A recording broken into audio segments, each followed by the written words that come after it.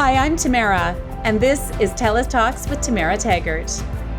Hi, everyone. Today I'm speaking with Dr. Elizabeth Hall. Dr. Hall is a clinical professor at the University of British Columbia with a background as a child and adolescent psychiatrist and family doctor. And today it's all about ADHD.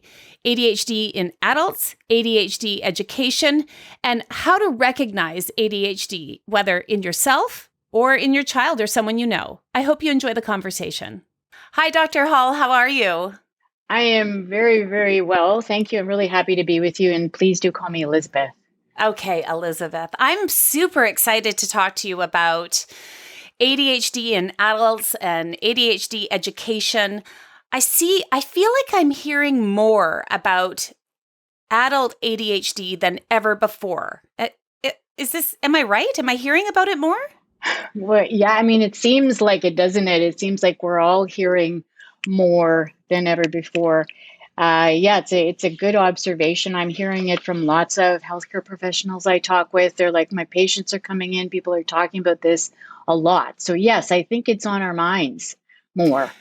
So I guess for people who don't know what ADHD is, what is ADHD?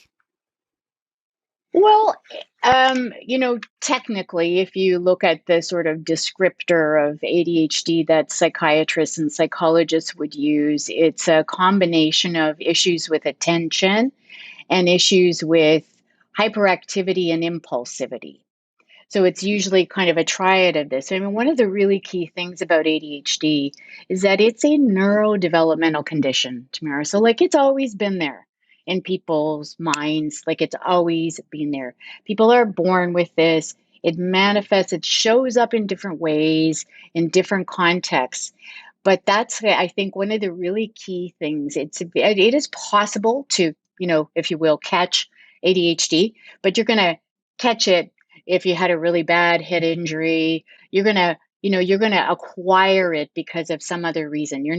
It's very, very atypical to get ADHD. You don't get ADHD in normal cases. It's always been there.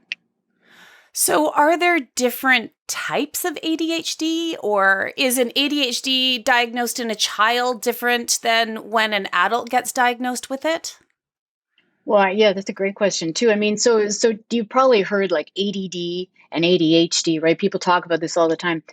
Technically, again, this is through the Diagnostic and Statistical Manual, a kind of, if you will, the coding language that we use.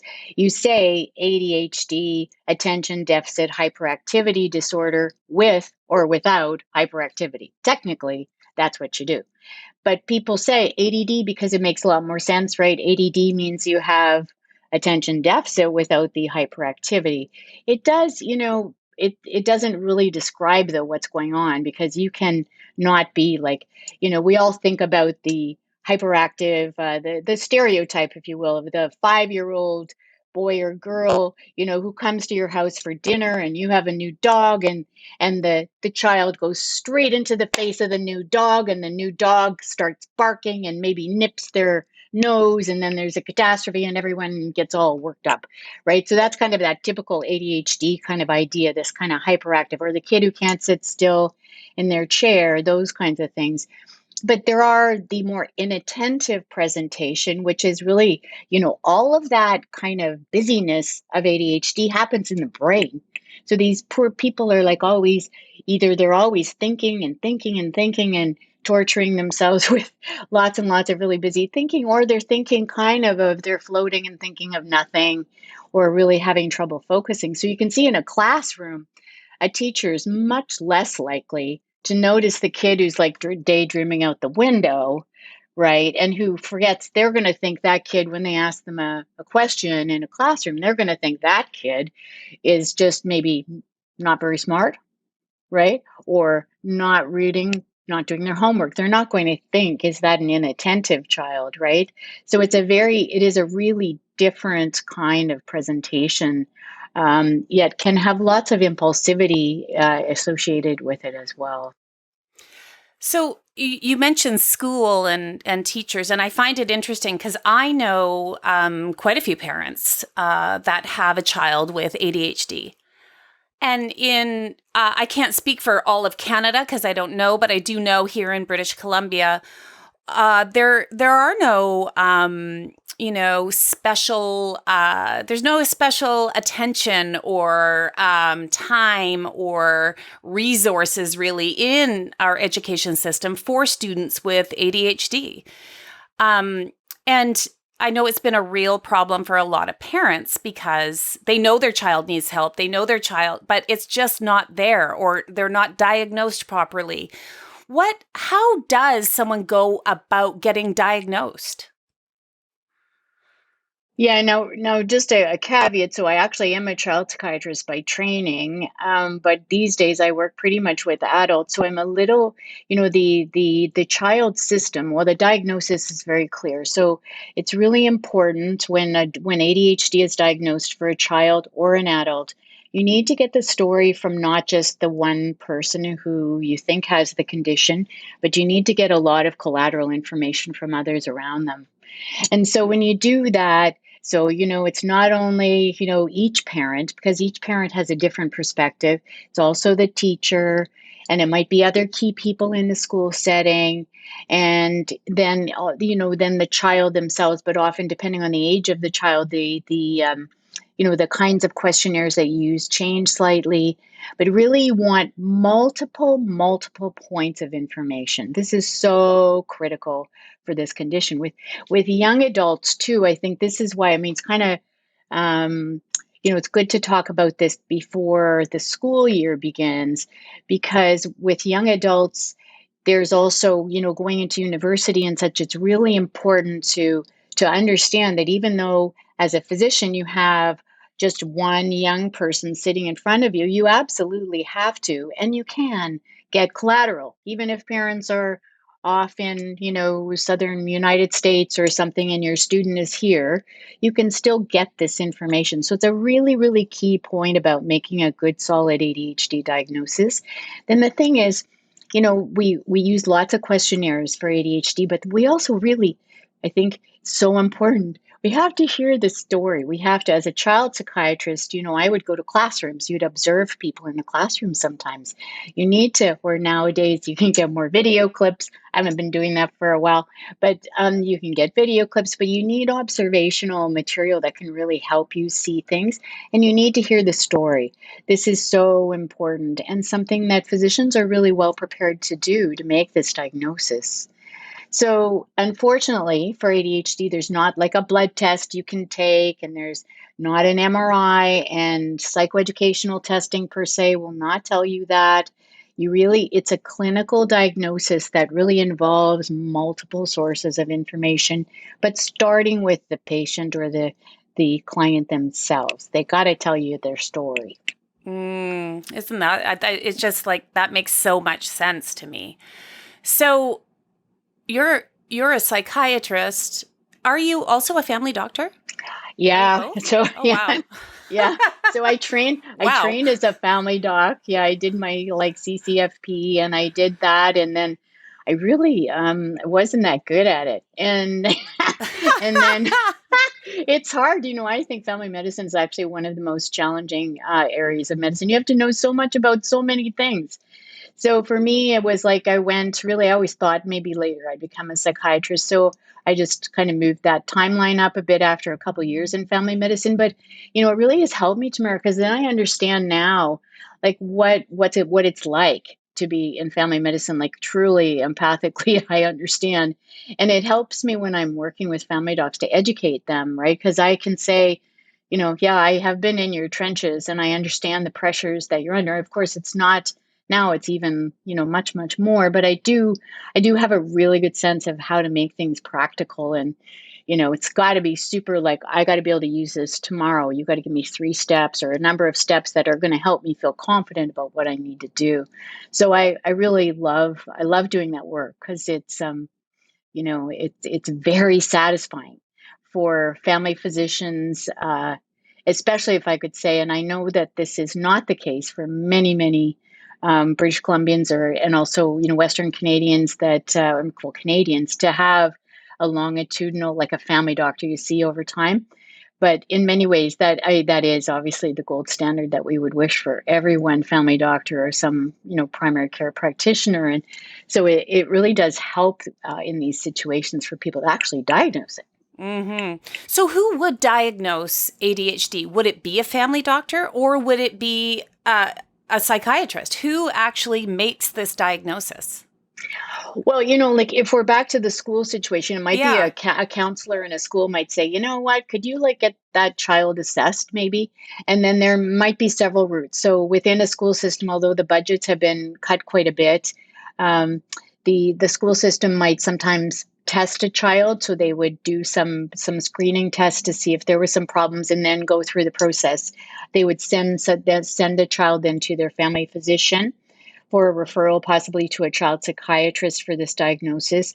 Psychologists also can do these assessments. They're not a traditional, traditional psychoeducational assessment or a kind of IQ testing that a neuropsychological battery that a psychologist would normally do. They're kind of specialized testing that they would do. It And sounds they're like not that different. sounds like a lot of wait lists to me. You know what? Oh, I It know. sounds like I years of know. waiting. And I feel like, I mean, it's not just with ADHD. I think it's with so many things, right? Where there's just wait lists for everything, especially when it comes to getting our children diagnosed, right? Whether it's an autism diagnosis or whether it's a mental health challenge or whatever it might be, there's all these wait lists. And I know because, I have 3 young children and I'm surrounded by friends who also have kids the same age. And everybody seems to be on wait lists for so many things. So, what happens to a child with ADHD who grows into an adult who hasn't been diagnosed with ADHD? You know what I mean? Like, so a child undiagnosed now grows into an adult who's still undiagnosed. What do we see in an adult that maybe you could describe some things that people listening would recognize either in themselves or in somebody close to them? Yeah, that's a great question. I mean, maybe we get back to the wait list question a bit later. Yeah, I But know, I know. I threw that I in mean, there, but it's like it's such a real thing, you know? yeah, but that is why I'm really working at as fast as I possibly can to educate family doctors because family doctors actually really can do a lot here in this area. And the ones who do are doing great service and great work. ADHD as a diagnosis, it takes a little while to make it and you have to be super careful. But at the same time, it is such a rewarding diagnosis to make for your patients and their families, right? So it really is good. And unfortunately, many psychiatrists also are reluctant to diagnose ADHD. There's a lot of stigma about this condition. So, but that's one thing. So, back to your question, which is also great. So, you know, I mean, maybe we talk about like a post secondary kind of population. Maybe you have a child who's looking to maybe somebody goes to Camosun College or they're going away, they're leaving home possibly a little bit, and what happens in a home usually. So there's just so many interesting things about ADHD, but there is a correlation between intelligence and privilege, of course, social privilege, and delayed diagnosis, right? So, your friends, my friends who have children with ADHD we're structuring our children, right? We provide what we, like call scaffolding, right? So we give, there's a tutor, there's activity after school. We make sure there's lots of exercise. We do we watch, what our children eat. We get them to lots of teams. We help them socialize. We do all these things. Now, again, I realize it's very class oriented what I'm saying, but I'm talking about the kind of ideal world here for how a parent scaffolds child. And a parent will do this whether there's a diagnosis of ADHD, because as parents, we know our kids, right? We know there's something up. And so we're going to like readjust our schedule. We're going to make ourselves be able to meet that, to figure out how to help that child thrive as best we can, right? And so that is, that's best parenting and it's good parenting. We understand there's some problems with that. It leads to helicopters and other kinds of parenting things. But it is really helpful for the children, right? So children then when they get into high school, they start becoming more independent, but they learn study skills. They might get enhancements from other areas. So then they go away like to Camosun or they go away to McGill or they go away somewhere. And all of a sudden, boom, there's nothing there. Nobody is like, hey, sweetie, it's time to go to bed, right? Nobody's saying these things. Nobody is helping a person get their meals, even if they are on a meal plan. Nobody is saying, maybe just one drink alcohol, or maybe just you drink once a week, or, maybe you watched your cannabis. Probably those conversations haven't necessarily happened, right? And so what we see is that, and then think about the environment of school, right? So university or post-secondary environments of any kind, very fast paced, yet at the same time, you get almost no feedback, right? So you have a midterm, then you have a final exam or a paper, or for heavy, like you don't know what's up unless, if you're in science, then, you've got that structure that can help you move forward. But you can see it's very context specific, right? So a smart young person will then find themselves without any of these sort of controls that they never realized were even there. And the parents don't usually realize they were there either. And then they get into this environment and they struggle. Almost routinely, they struggle. And what happens? Well, then they get depressed and then they freak out.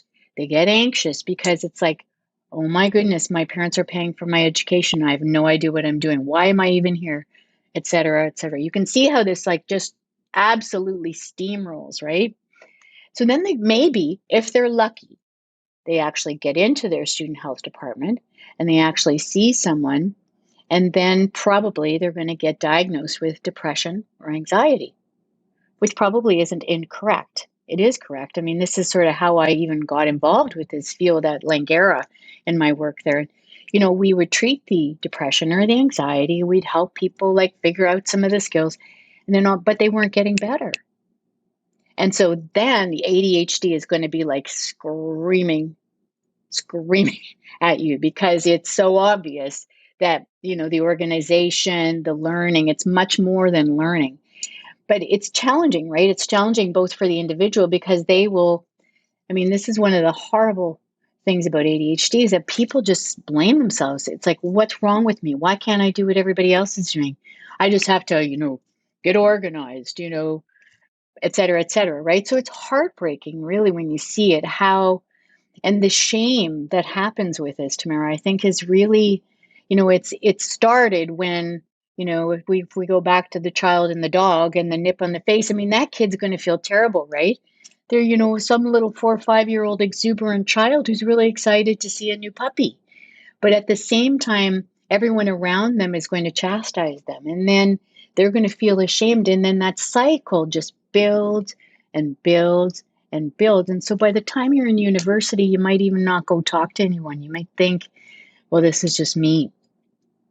I'm lousy at school. You might give yourself all kinds of stories that really go against anything that you might want for yourself in your future. And I have now totally forgotten your question, but it's that piece. I asked you how it shows up Right. in adults, right, who weren't diagnosed as a Right. child. And you said some really interesting things there. And I think when mentioning depression and anxiety, there's another word, anxiety, that it has been pushed forward in a way that it never has before. And in some ways, I think that, people who shouldn't be using the word, use the word. Do you know what I mean? It's a serious diagnosis, anxiety. And people who have anxiety, it's really scary. And I can say that because I've been diagnosed with anxiety and depression. And so, and it's a new thing for me, but it's not a new thing. Now that I know it, and this is it was a few years ago that I was diagnosed with it after I had a massive anxiety attack, which I don't wish on anybody. But I bring it up because I'm curious, what is the difference between anxiety and ADHD? Oh, you are just really on the money here today, my friend. This is great because that's often the big question. So I really want to acknowledge I'm sorry that you're challenged by those conditions. I mean, the nice thing is that they are very manageable, and I'm sure you're really working on those. And I think that this is the key message for lots of things like anxiety and depression. Now, anxiety is really interesting though, because that is the most common co-occurring condition with ADHD. So people are all like, oh, people with ADHD are all drug abusers. Well, no, the most common co-occurring condition is anxiety. And, it's often social anxiety, or, we would call like social phobia, or like, because again, think about it. You get into an environment socially and then you say things, you impulsively blurt out stuff, right? Impulsivity takes so many forms: impulsive eating, impulsive blurting out, impulsive whatever, saying things in class that you feel so embarrassed about. So there, as you know, there are many different kinds of anxiety, but anxiety conditions just live right beside ADHD. And so, tiny secret, as a psychiatrist, this is like one of the most interesting diagnostic areas to work in. I mean, much of psychiatry is super, super interesting, but maybe this is like just such a fantastically interesting thing to pull out, well, which comes first? Does the anxiety come first, or does the ADHD come first? And when you think about it, so anxiety is such an interesting condition, right? Because we have anxiety almost as a temperamental part of us, right? So we have to be anxious a little bit. I told you earlier, I'm anxious about today. Well, it's a good thing I'm anxious, because then at least I got out of bed this morning and I brushed my hair and my teeth, right? So it's good to be anxious, but then too much anxious is, as you say, like terribly uncomfortable and really not functional at all, right? So there's some interesting research about, what's that sweet spot, really, if you think about it that way. But then with ADHD, so we've got a neurodevelopmental condition that's present since birth. And then you've got anxiety, which could be temperamental anxiety. So it's kind of, you're a bit of an anxious person. And then with anxiety, it can also wax and wane throughout your life. And you can have then anxiety disorders, right, which are different than temperamental anxiety. But ADHD isn't, there's no, ADHD isn't a personality type. ADHD is a condition. So ADHD is like always there. It's almost like, you think about it, could be white noise in the background. I'd like to find a more positive metaphor for it, because there are lots of cool things about ADHD, but it's kind of always there. And then the anxiety kind of comes and goes, and they play on each other, right? So if you take maybe a different kind of an adult scenario, so a young woman who's going to a job interview, but who has ADHD, and because of the ADHD, she's late. She has trouble getting herself organized to get out of the house. She really didn't mean to be late, but there were 5 things she had to do, and then she lost her sunglasses at the last moment, and then she missed the bus, and et cetera, et cetera. Well, this is going to make anyone anxious, right? But this is always the question: is it the ADHD that is driving the anxiety, or is vice versa, right? So is anxiety driving a person to become perfectionistic and detail oriented, and also to not think so clearly? That can happen with with just anxiety, right? Anxiety can make you think can make you fidget, it can make you fuzzy, it can make you restless, it can make you irritable.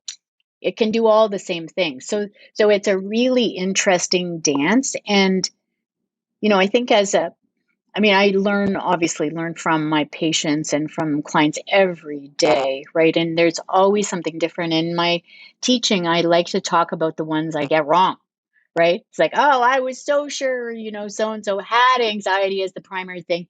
We treated that, this happened, blah, blah, blah. But then, the nice thing with ADHD is you can come back to it, and you can readjust your approach, right? So I think it's really hard to get it right. with a lot of practice that I have been fortunate to have, with lots of different exposures, lots of different stories, you know, I'd like to say I get it right more than I don't get it right, but it's important to know, that we don't always get it right off the bat. And it's really a conversation between, physician and patient about, what's really going on. And I have patients who really will be adamant, this absolutely ADHD, it's not anxiety. And then, we talk about the fact that, well, ADHD is a little bit the flavor of the month these days, and everybody thinks it's ADHD all the time, which it isn't always, and often it isn't. So you try to kind of pick the pieces apart and treat what you can, work with what you can. But sorry, if I could just add too. Well, it comes back to what you said earlier, right? Stories. What are the stories? What are other people in your life also observing about you, right? Yeah, exactly. Okay, I have so many questions for you. But before we do that, I just want to mention that we always ask our guests to choose a Canadian nonprofit that we will give $500 to thank you, Elizabeth, for being here. So you chose Out in Schools. I love Out in Schools. They are dedicated to celebrating and advancing queer lives through film, education, and dialogue. I think Out in Schools is amazing. So thank you for choosing them. And we will be giving them $500 as a thank you for being here. Thank you. Can I just say one thing about that? Of course. Yes. So, I think I want to acknowledge that, I'm cisgender. I'm a settler, a Caucasian settler on these lands, but I am queer. And so for me, it reminds me, I really, really hold how difficult it was for me to come out when I was in my early 20s.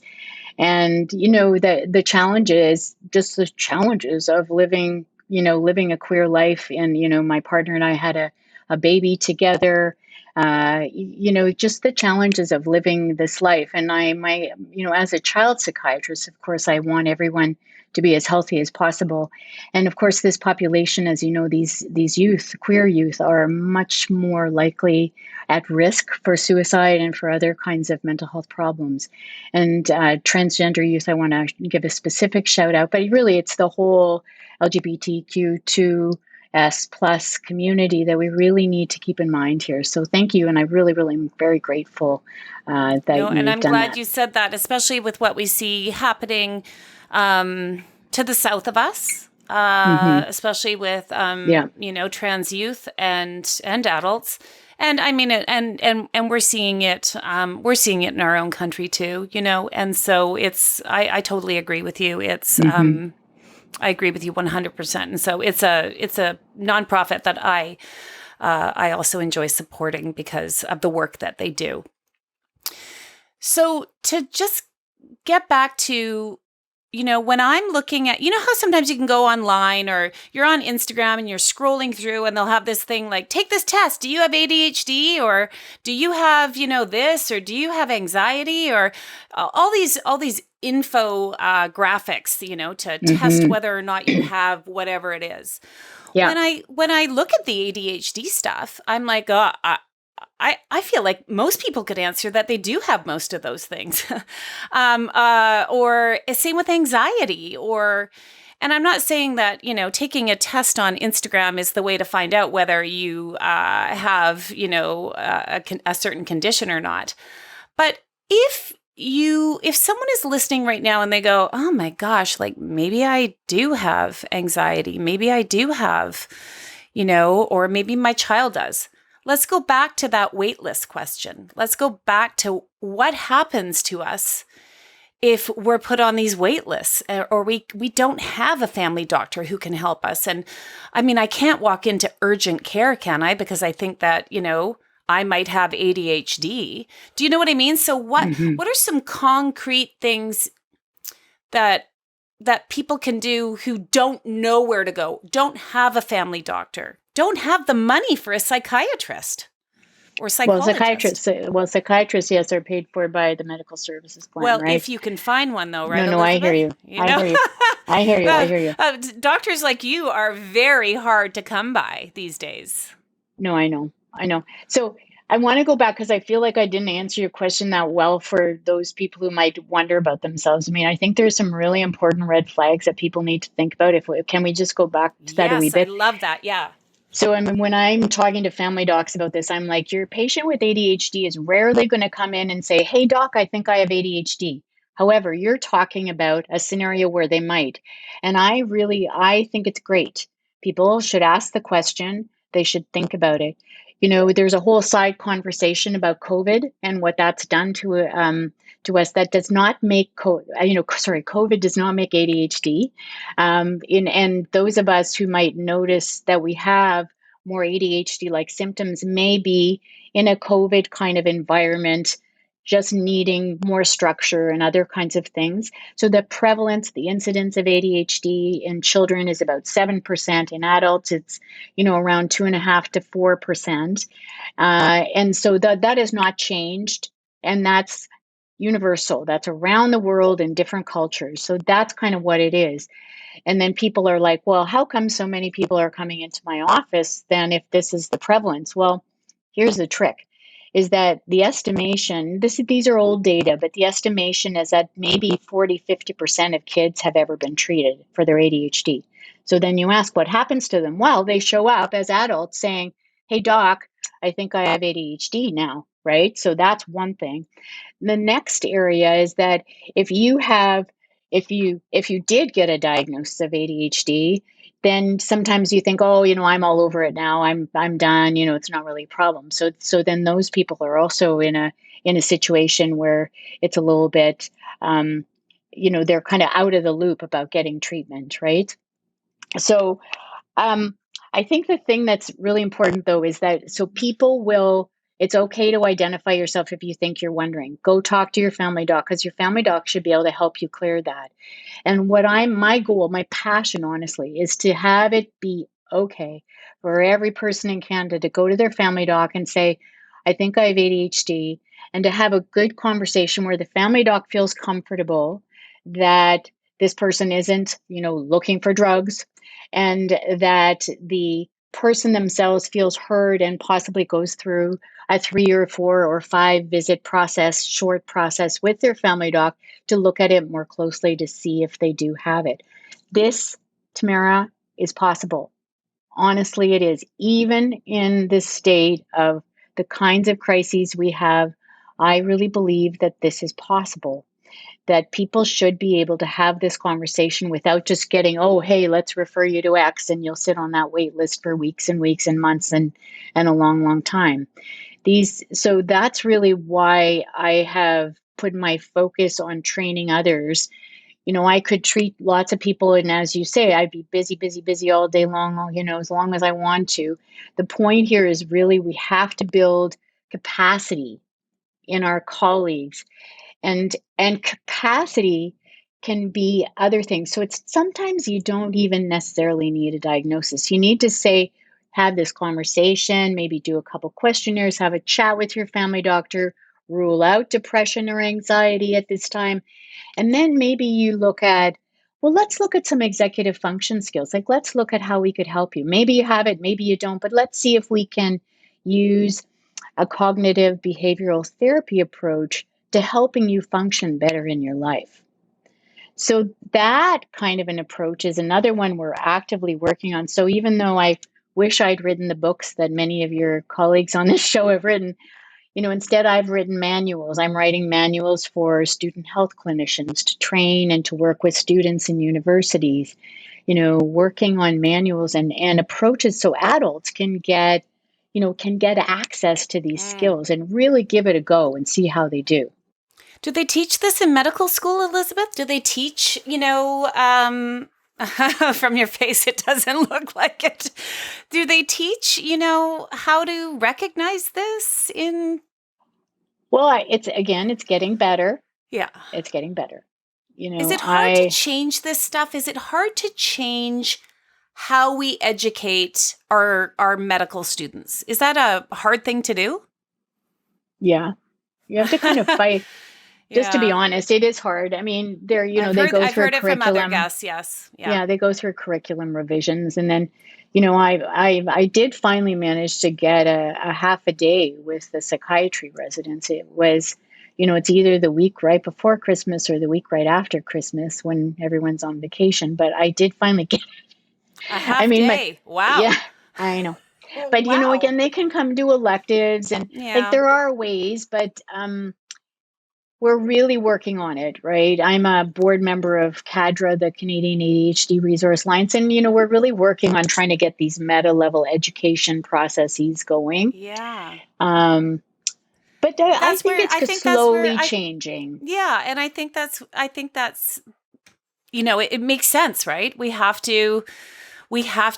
need capacity. We need to be able to, because it just feels like everything is getting more narrow, right? When it comes to trying to get a diagnosis for so many things, or to even recognize, and it does come down, like you said, to privilege and where you live and all of those things. What you've mentioned a couple of times drugs, and I find that interesting because when I think of ADHD, I don't think of drugs, and I feel like maybe I'm missing something on the stigma about it. So I do know that the only drug I can think of is Ritalin, right? Where that was, I think what I just remember people always saying, "Oh, if you have ADHD, they're going to put you on Ritalin," that sort of thing, or all these Ritalin kids, and that's all I really remember. But are you talking about different drugs when you mention it, or are you talking about that? Well, that is part of it. So Ritalin is a psychostimulant medication. There are kind of two classes: the Ritalin class and the amphetamine class, and those are, fairly well established and effective treatments, very effective treatments for ADHD. And the thing again, so the other piece of it though, and this is really a principle for me, is that I feel this about depression. I feel this about anything. Like, you do not give someone a pill for something without teaching them how to live better or working with them to understand themselves better. It's just imperative. Like, you have to do it. And I find so a lot of the data for ADHD, I mean, for children, it's very clear. You want to treat the family. You treat the family as a unit, both behaviorally, like you give everyone the skill set to manage things better, right? You don't identify the child as the problem. You work together. Again, BC Children's Hospital, I will give a shout out. They have a wonderful program that is freely available called Rolling with ADHD, written by my dear colleague and friend Candace Murray and others. But again, these are kind of parenting programs that people can get support. So that's really important: parental support, academic support for the child in the school setting of various kinds, and medications are very, very helpful, very helpful, and they continue to be helpful in adults as well. But the thing with adults is, of course, we all have opinions and ideas about what we want and don't want. And that's fine too. And so for me, and again, every child psychiatrist that I know who continues to work in this area, or every psychologist, it's a conversation with the family. Again, what do you want at this point? There's some really interesting data that suggests that if you have a child who is medicated on ADHD successfully, doing well in school and such, that you can kind of stave off some of the problems with substance misuse that might be an issue that might happen in later adolescence and then early adulthood or as emerging adults. And so I think this is really, these are some significant pieces of data. People ideally want them to have a really open mind, to really think about not just these old biases that we had about these things.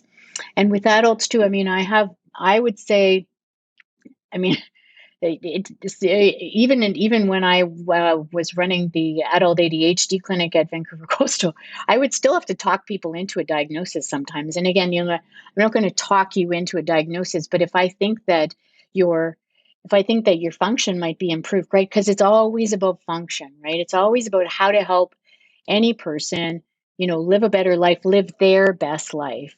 We have to have the conversation about meds, right? And um, the problem the other side of the stimulant conversation is there's just so much misunderstanding about stimulant misuse and stimulant abuse. And so again, I know that we're talking to a broader audience in British Columbia, but in Canada, certainly in British Columbia, this is our health emergency right now, the fentanyl crisis and such. And so we, unfortunately, sometimes the unfortunate stigma that we have toward people who are substance users, that stigma can get in the way, and we believe those people are only trying to misuse any kind of drug they can get their hands on.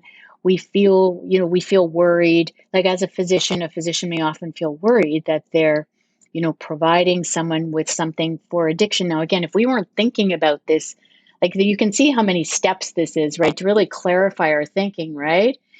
So, but there are family physicians and psychiatrists and many physicians who are concerned, well, you're not just going to put that person on drugs, right? I mean, I hear this from my own colleagues will say this. I'm like, well, wait a minute. If you're actually telling me that if I give this person a medication, they are less likely to die of an accident or some kind of accident before the age of 24, they're going to follow up better on their migraine management, on their healthcare management, their diabetes is going to be better controlled. They're going to remember to exercise. They're going to be healthier. And you're telling me not to put that person on drugs? It's like, whoa, can we really talk about this a bit? Mm-hmm. It's complicated.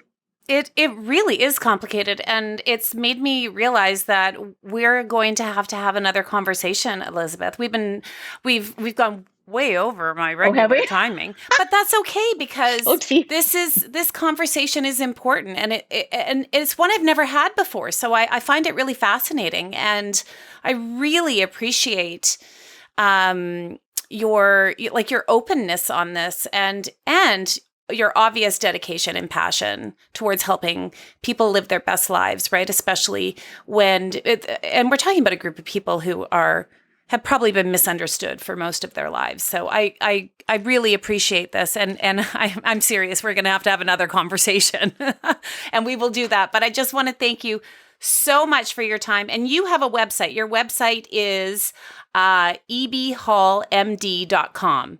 Yep. That's ebhallmd.com. Elizabeth, you're amazing. Thank you so much for this conversation. Thank you so much. It was a great pleasure. Thanks for listening to another episode of TELUS Talks with Tamara Taggart. Be sure to subscribe so you can join us every Tuesday for another conversation. You can also check out our website, telus.com/podcast, and subscribe to our YouTube channel at TELUS Talks.